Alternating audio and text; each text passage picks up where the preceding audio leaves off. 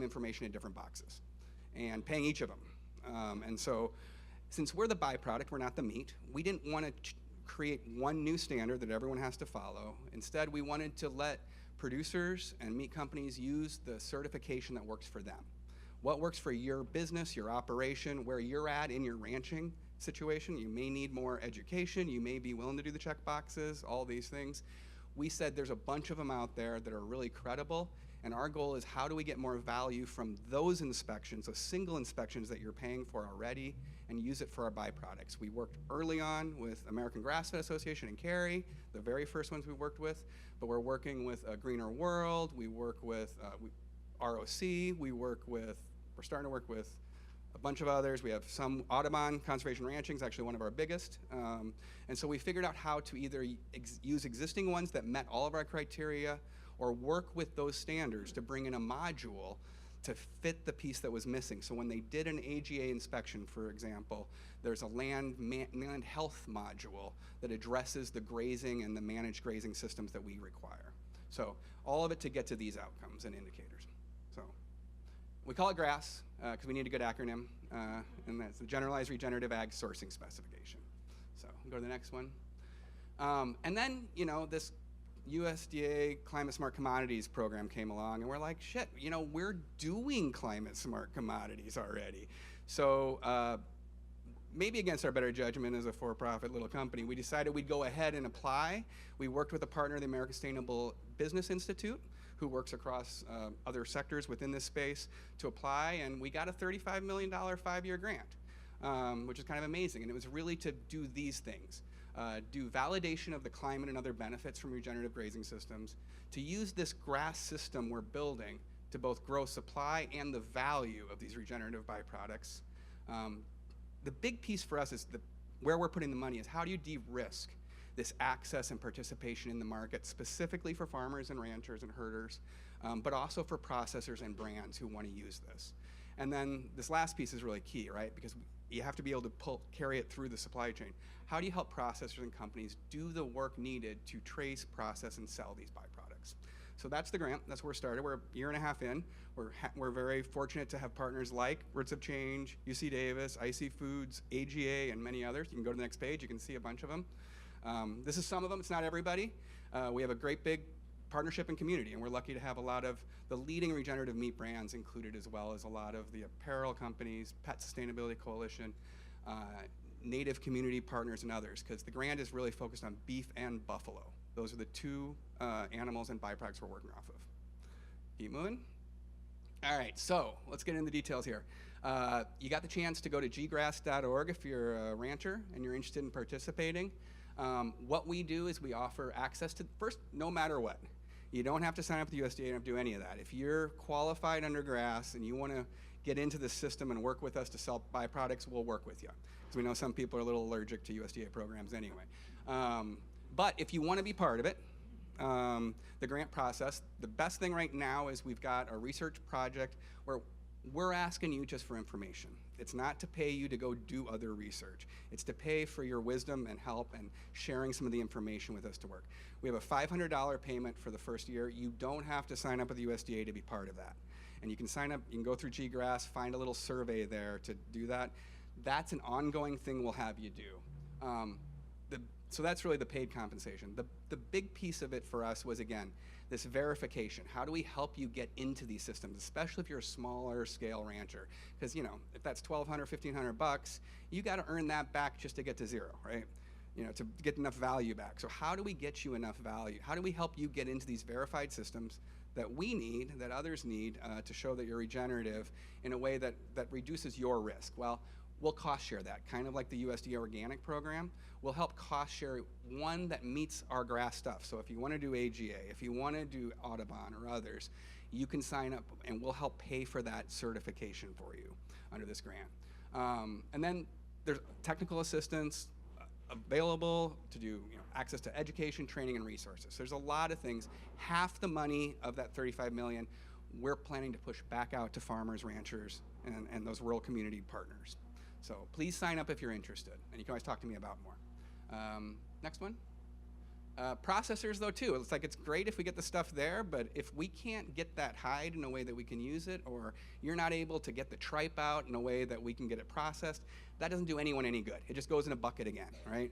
And so the goal here is how do we help the processors get the right equipment, training, education, and labor to do that stuff. So we've got a grant program, again, on ggrass.org. You can find it for processors, where you can sign up to actually be part of this, and we'll work with you to figure out which of these things are you interested in. Because we talk a lot about hides and leather, that's what we've started in, but we care about the whole other half and full utilization. So whether it's ingredients for nutraceuticals or food, whether it's pet food or pet treats, any of these kind of things, if there's something that processor could want to do, we're looking to how to help you, clean tripe, how to save blood or do bone meal or whatever it is. There's all kinds of fun things. And sorry before lunch, but you guys should be okay with that. There's a lot of this stuff. My wife gets it's always like, don't talk about all of your work right now. But all of those byproduct pieces have value, and we want to help you collect, trace, and get those out as processors. And so that's one of the biggest parts of the program, and we're recruiting right now. And then the last piece is really the brands. As I said, we're working in these different sectors. First and foremost, they get access to the product. We have more demand for these hides, these regeneratively raised hides, than we have. We could probably sell twice as many as we have right now. So we need a lot more supply, actually. That's one of the biggest things. And brands are competing for that supply right now. So being part of our program as a brand means you get access to the information. You get to be part of helping us figure out what claims are you trying to make to customers or to your own internal corporate goals, and how does that translate back and forth with the data that we're able to collect and verify for regenerative. So we can help you do that through your supply chain and by buying these products. So that's a core focus with the brands. They get to be involved in the GRAS data and verification efforts, obviously, and then we actually even have some programs for some of the brands where we could help do some testing, pilot programs of buying regenerative materials at maybe, say, commodity price, not maybe at the full price, but then testing to see if you can make enough in the market to keep buying the regenerative products at the actual value, the premium price that would come with that regenerative product. So those are the three components of the grant. There's other stuff going into it. There's a boot back there from Timberland. There's some other stuff that is made from the regenerative leather as we've been moving it forward. You can take a look at. But we're excited to have more partners. This is really it. We're looking for 500 to 1,000 ranchers to be part of this, and we're really excited to move that forward. So anyone who's interested, please let us know if you have others who would be. And I think that's it. And if you want more information, those are the two websites for us. Thank you.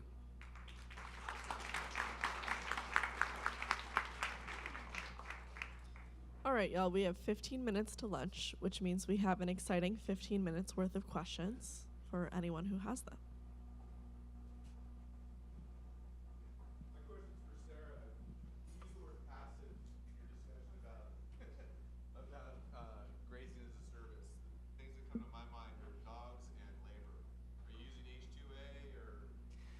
Sorry, when I used the word passive, it was if you were to lease your livestock to a contract grazer, because then you're not doing all of those pieces. Okay. But if you're contract grazing sheep and goats, you generally need dogs, and most of them use H2A. I know one or two that are actually hiring individuals, but it's harder to get work around with the labor laws and stuff. And that's why I see more public agencies actually be more inclined to bring in cattle, because you need less fencing infrastructure. Wildlife-friendly fencing is a huge thing, and you have less predator issues. So passive was to just lease them to somebody who's going to take care of them, and you would contractualize that. So if there was any losses, it would be recovered, or you'd always make sure your sheep or goats came back in the scale they left, the body condition score they left, and a contract grazer can feed them on site if needed to keep them in condition, because they're getting paid to do the work. Does that help?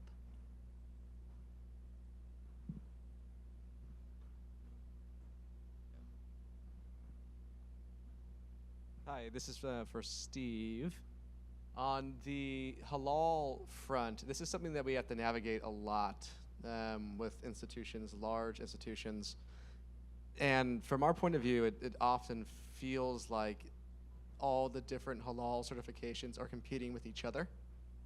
And it gets very complicated very quickly as far as like what's acceptable, what's not acceptable. This one says that, and this other organization says this.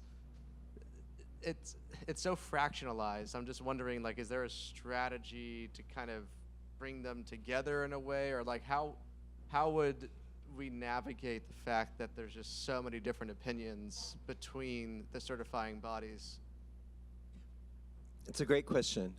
And first, I did want to thank some of the other people who were part of the work going into this meeting and the fact sheet. But the one that comes to mind right now is a guy named Mufti Abdullah Nana with a group called Halal Advocates. And he's not a certifier. Their organization are not certifiers. They're more of a kind of scholars, Islamic law scholars that look at the halal world and have opinions about different certifiers. So I think that would be a way to attack it, you know, but I think just like, you know, in religious life and anywhere else, you can't please all the people all the time, but these are folks that are, you know, he's not in it, his organization is not in it for the buck. It's more about, you know, looking at the industry and how do we, you know, find something that someone like you is saying, hey, what is the bottom line here? Who do I trust?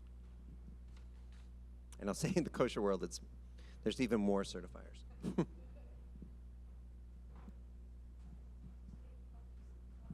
second. Is there any way that some of the certifiers can work with the processors to help them offset the cost of the stun and the things that, or the lack of stun and things that they're asking? Where the certifiers can work with the producers, you're saying? Processors. Process, yeah. Yeah, because halal it's not a you know, it's a kill. It's Yeah. you know, to offset the cost of, you know, doing it in-house without a stun, which is a little more time consuming, and, you know, holding the animals a little longer, that kind of thing. What I've seen more is, you know, someone contracting a certifier to come out and maybe meet them at a cut and wrap facility or a USDA facility for a particular date for a particular, you know, number of animals, right?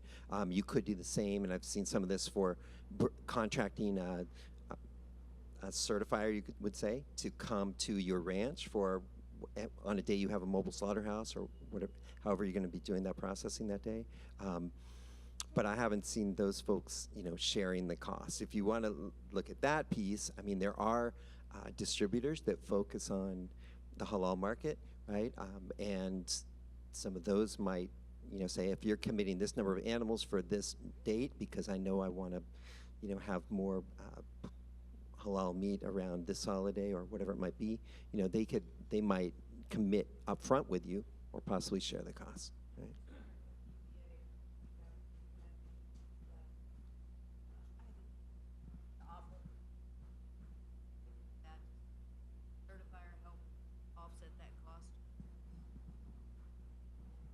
I'm not familiar with, I don't know of an example of that, but I don't think so. I have a question for the audience. How many producers in here actually make money from their hides or their drop? Who in here is making money from that right now? Anyone? One? Two? Why don't you explain how and why?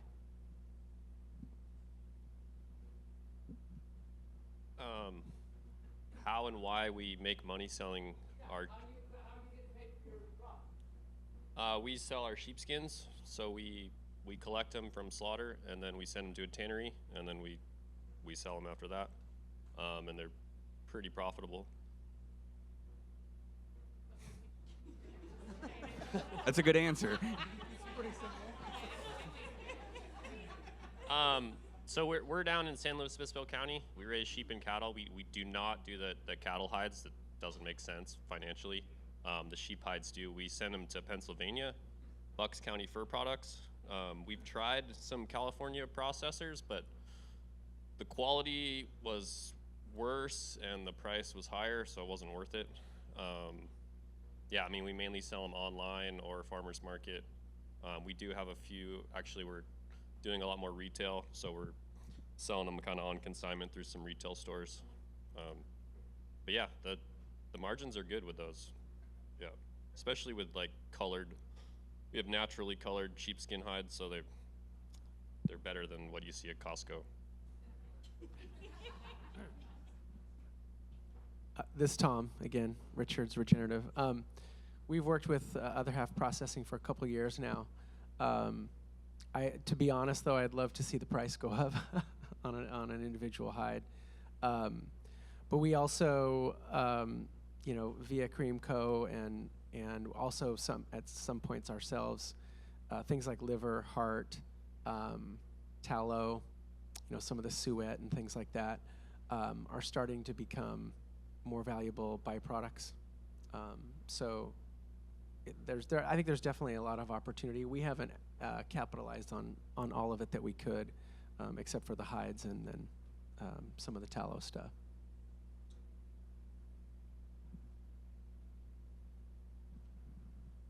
Hi, this question is for you, Nicholas.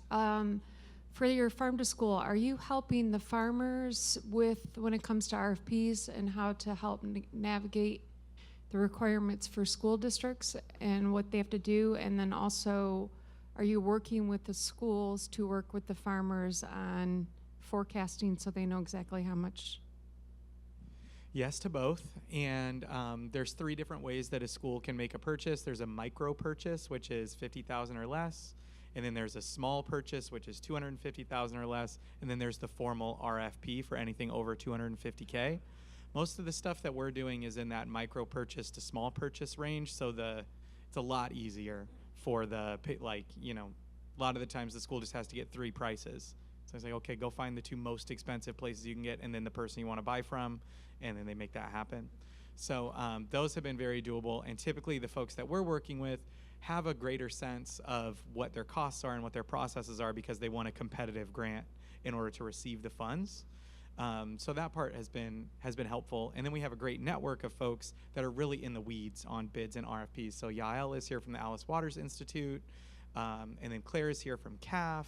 I'm sure there's others too that have been supporting the schools in writing bids that call out and take advantage of new USDA flexibilities for local products, and to reduce insurance amounts and things like that so that small farms can access those markets. So we do have that approach to work with both, but it really is case by case on where the school is at and how much time they have.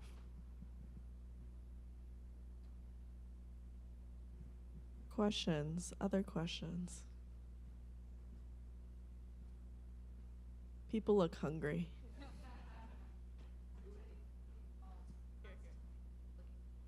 I'm with the Grass Fed Association. We get calls constantly for people looking for tallow, and they want grass-fed tallow, and they want not sort of grass-fed tallow.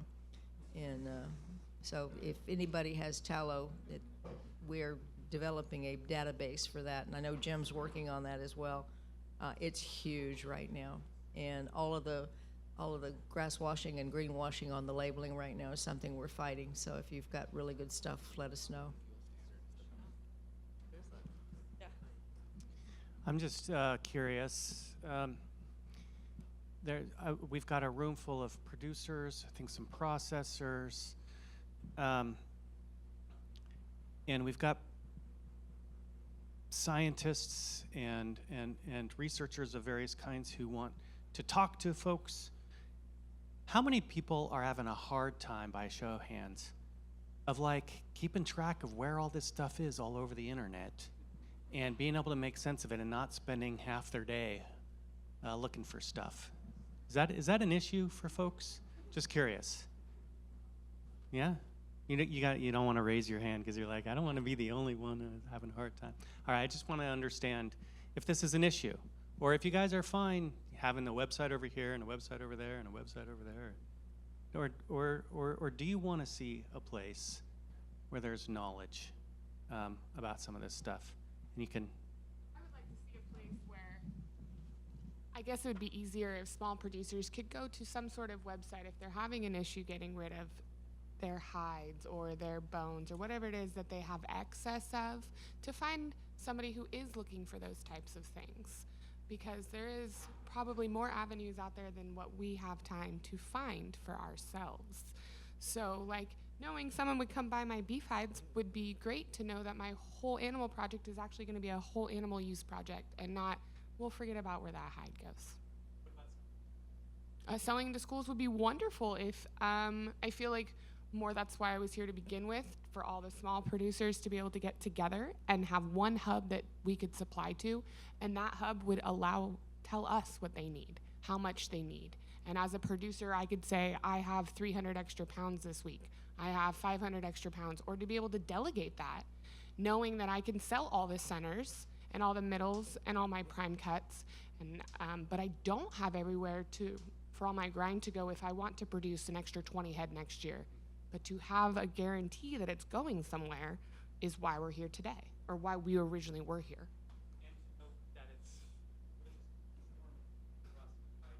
Well, yeah, and then it's open for all small farmers, or all farmers in general that are doing regenerative or good, healthy farming.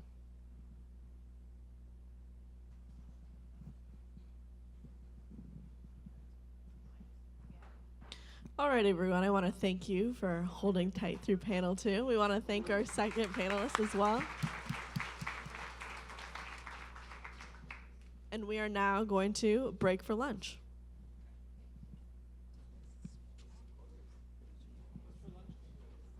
It's on the back of the menu. Also, just by the way, if you're interested in hearing the information from today again, we are recording this session, and we will share it out at the end of the event. Thank you.